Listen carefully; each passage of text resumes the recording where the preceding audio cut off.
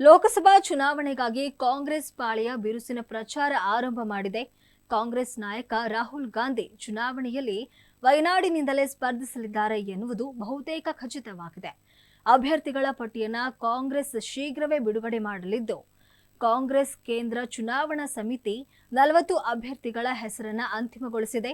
ಈ ಪಟ್ಟಿಯಲ್ಲಿ ರಾಹುಲ್ ಕೇರಳದ ವಯನಾಡು ಕ್ಷೇತ್ರದಿಂದ ಮತ್ತೊಮ್ಮೆ ಚುನಾವಣೆಗೆ ಸ್ಪರ್ಧಿಸಲಿದ್ದಾರೆ. ಹಾಗೆಯೇ ಅಮೇಥಿಯಿಂದ ಸ್ಪರ್ಧಿಸುತ್ತಾರೋ ಇಲ್ಲವೋ ಎನ್ನುವ ನಿರ್ಧಾರ ಇನ್ನೂ ಅಂತಿಮವಾಗಿಲ್ಲ. ಕಾಂಗ್ರೆಸ್ ಅಧ್ಯಕ್ಷ ಮಲ್ಲಿಕಾರ್ಜುನ್ ಖರ್ಗೆ ಅವರ ಅಳಿಯನ ಹೆಸರು ಚುನಾವಣಾ ರೇಸ್ನಲ್ಲಿದೆ. ರಾಯ್ಬರೇಲಿಯ ಮೇಲೂ ಪಕ್ಷ ಕಣ್ಣಿಟ್ಟಿದೆ ಎನ್ನಲಾಗಿದೆ. ಇನ್ನು ಕಾಂಗ್ರೆಸ್ ಅಧ್ಯಕ್ಷ ಮಲ್ಲಿಕಾರ್ಜುನ್ ಖರ್ಗೆ ಅವರ ಅಧ್ಯಕ್ಷತೆಯಲ್ಲಿ ನಡೆದ ಸಿಇಸಿ ಸಭೆಯಲ್ಲಿ 11 ರಾಜ್ಯಗಳು ಮತ್ತು ಕೇಂದ್ರಾಡಳಿತ ಪ್ರದೇಶಗಳ ಒಟ್ಟು 60 ಲೋಕಸಭಾ ಸ್ಥಾನಗಳ ಕುರಿತು ಚರ್ಚಿಸಲಾಯಿತು.